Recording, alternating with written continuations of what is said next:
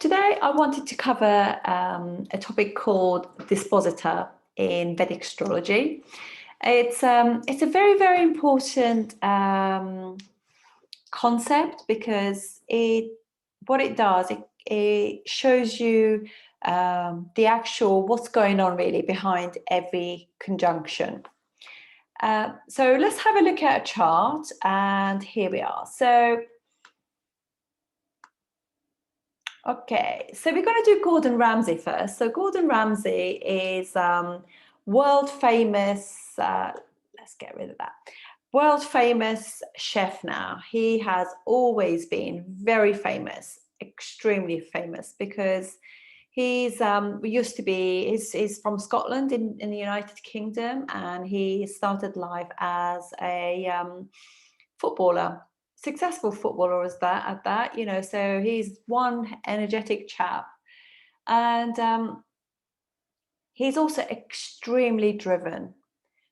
But there's a uniqueness about him. He's got these wonderful concepts, and he's also very, very well known for his tantrums, anger, bad language, etc., etc. So what we're going to do, we're going to just check through and just see what's going on. So basically, if a planet is in its own sign, the agenda of that planet is simple, absolutely simple. You have a look at it, that's what's going on. Obviously, every aspect to those planets, conjunctions, etc., change the flavor. We'll be just talking today about this dispositor of any planet. Okay, so you can see that, actually, let me just do that in a way that you can see it. Yes, here we are. I can't read North Indian charts, but for those of you who can, this is a really good way to show. Okay, so he's a Libra ascendant. It's amazing, really. He's Libra ascendant, and and Librans are very much about balance and harmony and getting on with other people. Interesting. But what it is, you can see Venus is there with the sun. Sun is debilitated in the first house, and it's just an ego issue. Yeah, and he has Ketu there as well. This must be, obviously any planets in the first house make you stand out, because also having the ascendant ruler in the ascendant, he knows his path, he knows what he wants to do. And so he's Libra ascendant, Venus in the first house. So the dispositor of Venus is obviously Venus in Libra.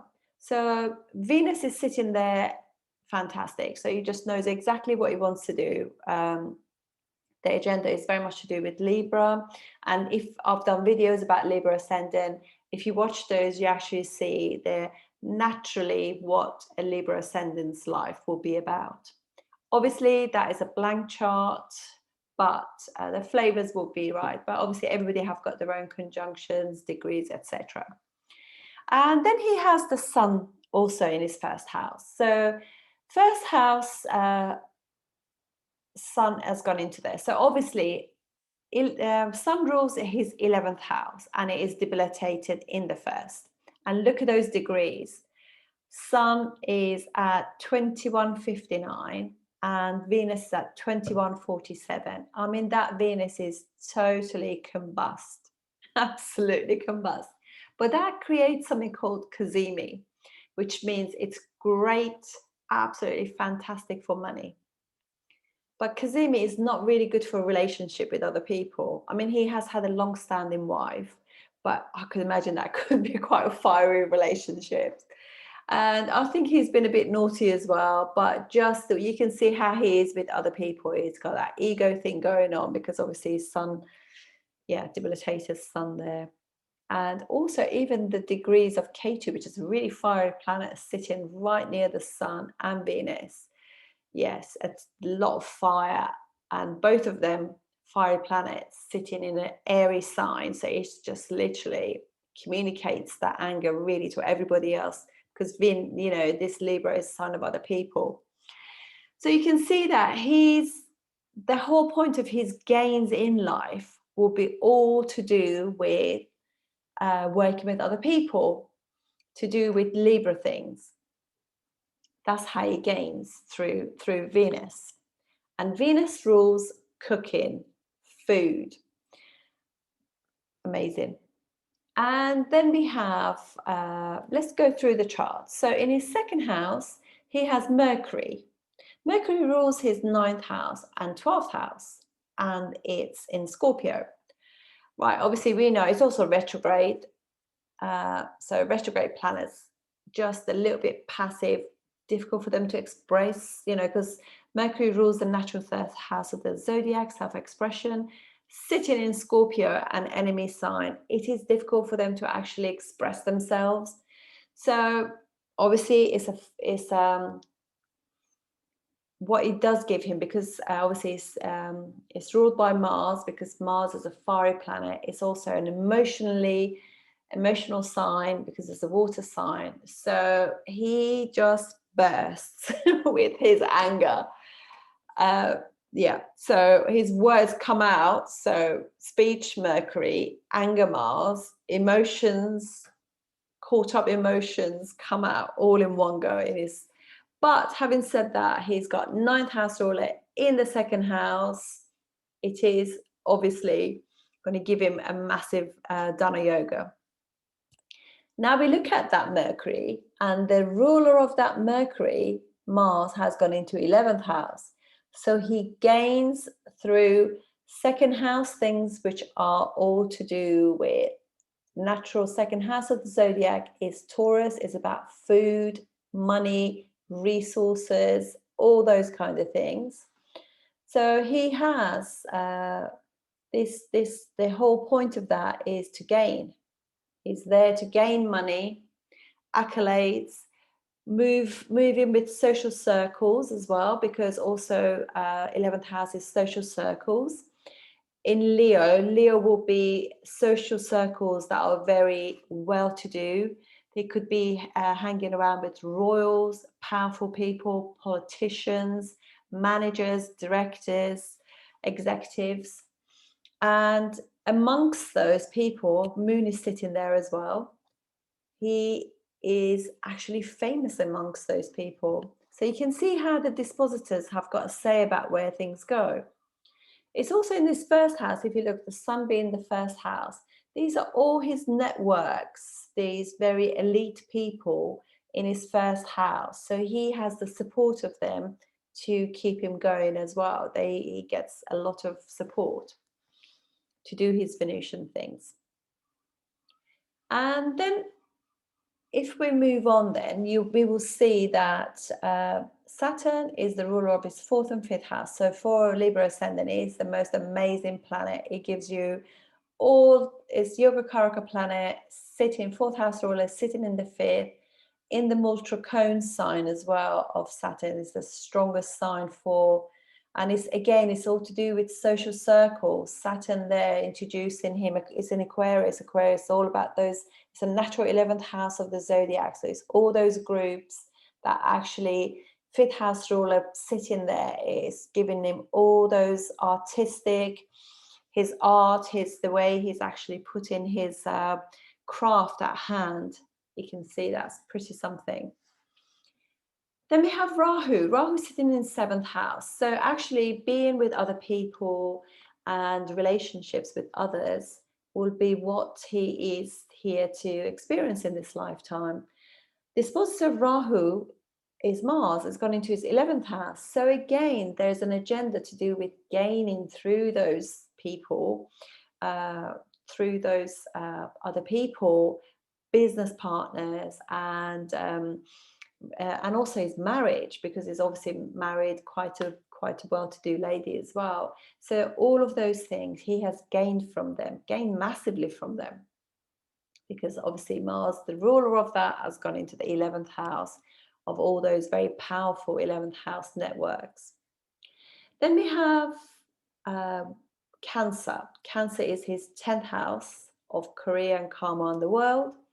He has his 2nd and 5th house ruler sitting in the 10th house. Oh my goodness, that is a whopping, his 3rd and 6th house ruler has gone into his 10th house. So this is, Jupiter is obviously absolutely exalted there. It's in a wonderful sign, nourishing his 10th house. So third house is things that you do with your hands. And obviously cooking, being a chef, he's gained, success through absolute sheer hard work. He's a real hard worker. And through that, he's gained through service to the others. Obviously, serving food to the others. You're serving people all day. It's hard work, grafting in a hard way to accumulate money. And as a result of that, that has gone into his house. So it's amazing how he has achieved all of that. And the dispositor of Jupiter is Moon. Moon is gone into his 11th house of gains with Mars. Again, both those planets of other people, second house of money, of food, has gone into the 11th house. Whopping great big Dana Yogas there. And Moon, obviously, 10th house ruler going into the 10th house made him really mega famous in Leo. Obviously, what we have to see is, just on a different note, is that Moon, his mind is completely, look at that, it's completely savage by sitting with Mars at such close degrees. Look at that, just 30 minutes between them. Saturn is also aspecting that Moon as well. So quite close degrees again, really fully on. So is Rahu from Aries aspecting that Moon. So you can see that obviously Mars and Moon can give you anger issues anyway. And it is in a fixed sign. That is his normal state. He can get quite angry, quite, short fuse is gone, talk about sort of rush of blood to the brain. There we are. And yeah, so he is obviously an angry man. And because also, he expresses it very quickly to other people because obviously that Mars is dispositor of Rahu there in the 7th house. So yeah, it's very quick to actually have an outburst with other people. So this is how I would see a dispositor. So it would actually show me how the houses are actually connecting to each other. Now let's have a look at Princess Diana very quickly as well and see the dispositors in her chart. So she is Scorpio ascendant. Mars, the ruler of that house, is gone into the 10th house of Leo. So the royal house, Maka as well, is her legacy, her ancestry. She comes from aristocracy and nobility anyway. The dispositor sign for her, and it's in the 10th house. So Mars is really, really strong, has got directional strength. Rahu is there, magnifying everything as well. So you can see that it wasn't just one of those things. She was meant to be the princess and she was meant to be the person, with Rahu there in the house in Leo, in the 10th house for her. She was the one who was going to be reforming their royalty in the UK, just completely changing it. Before Princess Diana became part of the royal family, obviously she was hanging around with them because the families are very closely linked. But she was going to be modernizing, changing, because, beforehand, the royalty would never shake hands with common people without wearing gloves. She was the very first royals who will actually not use gloves to shake hands, and she would cuddle other people, less privileged people. And there was no airs or graces about her at all. Her dispositor of her Mars is the Sun, has gone into the ninth house in her 8th house. So Sun, you can see that there are issues there with the nobility, their 10th house, the palace. You can see there is like discord there because obviously dispositor of Mars is in the 8th house. I mean, Sun does pretty well in the 8th house because it's a malefic, and it's a malefic house, so you can work there in a Dishtana house really well. It's in really good condition as well because it's friendly with Mercury, so it's in good dignity. But you can see that there is discord with the royal family, the dispositors of her royal role, really, if you like. Obviously, Sun is also her father, so you can see that she had issues with her father. They were, they were quite sort of close, and then there was a breakup, and she was, and she felt kind of abandoned by her father. Eighth house, Sun being in the eighth house. The disposer of the Sun is Mercury, and Mercury is strong there. So there are, you can see that there are issues there with her regarding her 11th house ruler and 8th house ruler, Mercury, sitting there with, so you can see there were breaks with her social groups, and also with the royal family, with her father as well. So you can see those breaks. So the dispositor of that is not very strong in a sense. It's strong because obviously she had the support, but she also had some difficulties there as well, because also eighth house is secret enemies as well within those groups of, 11th house, her networks, and her career, which is like, within the royal family, she had some enemies there. The dispositor of her 7th house is Venus. So you can see that there is like,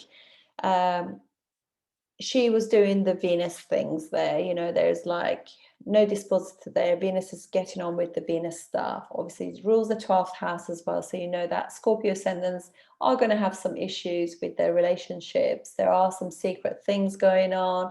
There could be some losses, expenses. They could feel deserted by their partner as well. Or their partner could just be different or be foreign as well. Then we have her 2nd house and 5th house ruler is Jupiter. Jupiter is in debilitation sign in Capricorn, but sitting with Saturn. So you can see that her family, 2nd house is your family, and you can see that her family were kind of like broken in a sense, because her mum and dad split up, her immediate family, and Jupiter being, debilitated in the 3rd house, those difficulties there. 3rd house is a difficult house anyway. And you can see the communications probably broke down between the family. At times they were not talking to each other. Well, Saturn's there. Saturn is dispositor.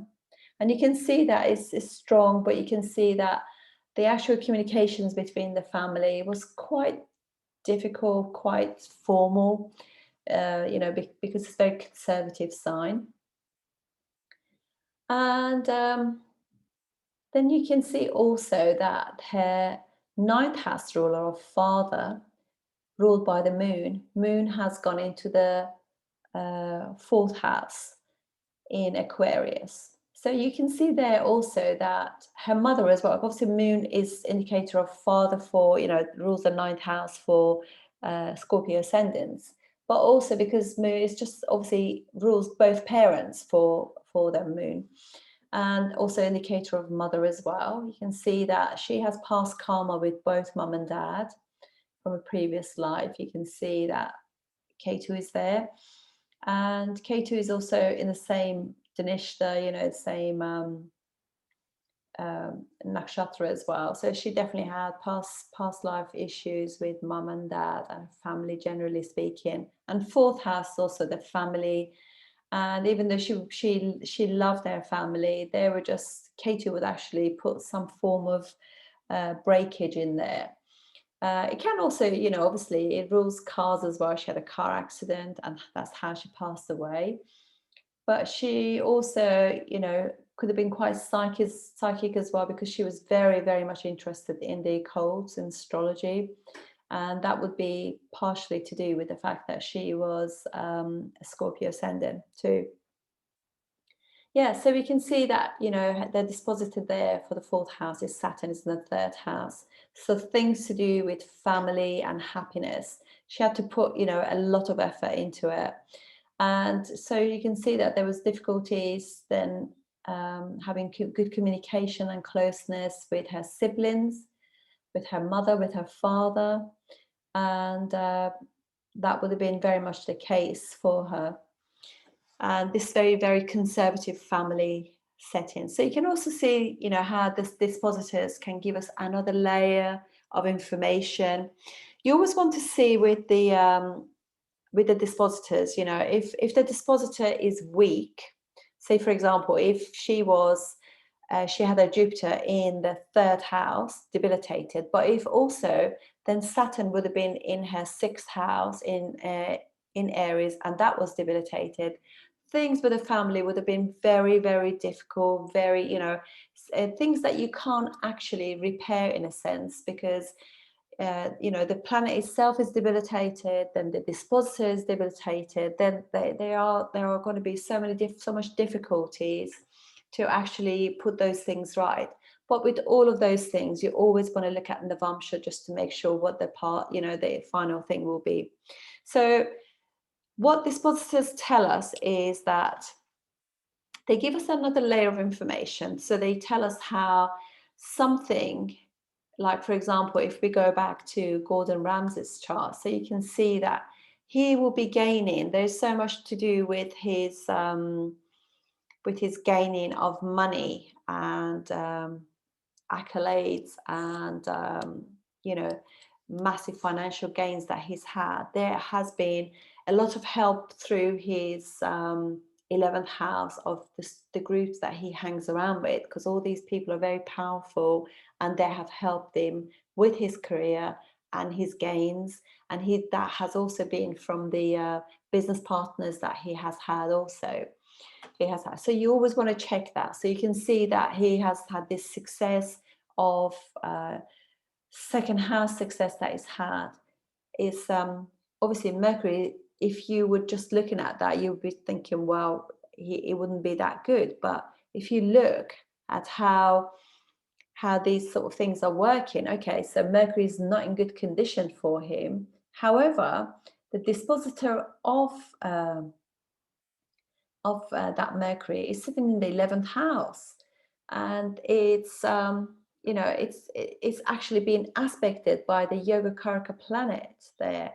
And also, although Sun is debilitated, but it's past its debilitation sign, it's also sitting in Vishaka, which is the nakshatra of victory. But it's also creating a Kazimi with Venus. Venus is the indicator of wealth anyway. And for him, it rules his 8th house. So it will be inheritances, southern gains as well. But that Kazimi, you know, that is also indicated that he is going to be gaining so much. And look at that, even Ketu is so close to the sun. So he was meant to be having all of these. So you have to always check these things to just make sure.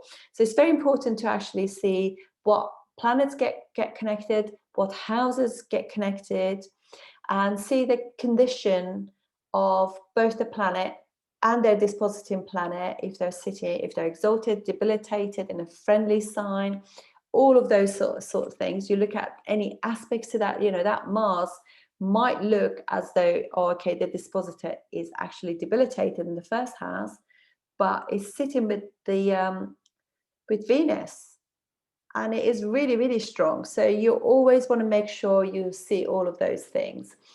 So that's it. That's my take on dispositors. Always have a look, because they connect all the houses, all the results together. And I'll just see you on the next video. Thank you so much for watching.